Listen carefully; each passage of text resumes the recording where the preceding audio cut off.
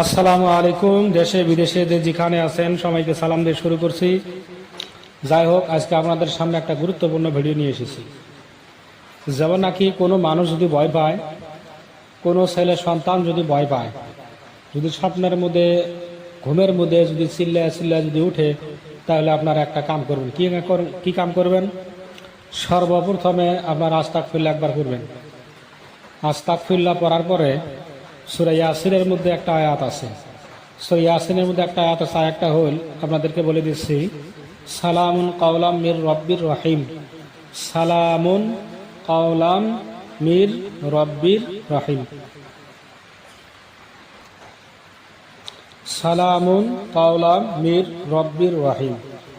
এই আয়াতটাতে আছে, এই আয়াতটা আপনারা কি করবেন? 7 বার পড়বেন। সালামুন কাওলাম মির রব্বির রহিম 7 বার পড়ার পরে তার পাশে দরুদ শরীফ 7 বার পড়বেন।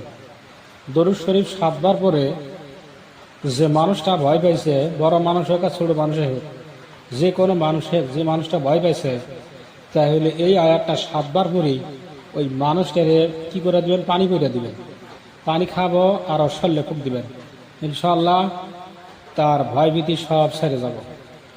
এরপরে যদি কোনবা দিন যদি আপনারা রাস্তা ভুলে খান, কোনো জায়গা যাওয়ার জন্য যদি আপনার রাস্তা ভুলেন, আগে হয়তো রাস্তা অন্য রাস্তায় চলে গেছেন, তারপরে আপনারা এই আয়াতটা পড়তে পারেন, সালামুন কাওলাম মির রব্বির রহিম। সালামুন কাওলাম মির রব্বির রহিম মানে কয়েকবার পড়বেন। কয়েকবার পড়লে আপনার স্মরণ এসে যাব যে আপনার রাস্তাটা কোন দিকে। এজন্য আমরা সবাই চেষ্টা করবো এই জিনিসটা আমল করা।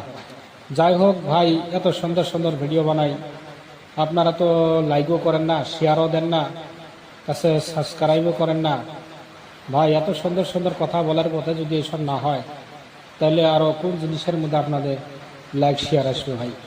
তা যাই হোক, আপনাদের ভালো লাগলে অবশ্যই লাইক শেয়ার করবেন।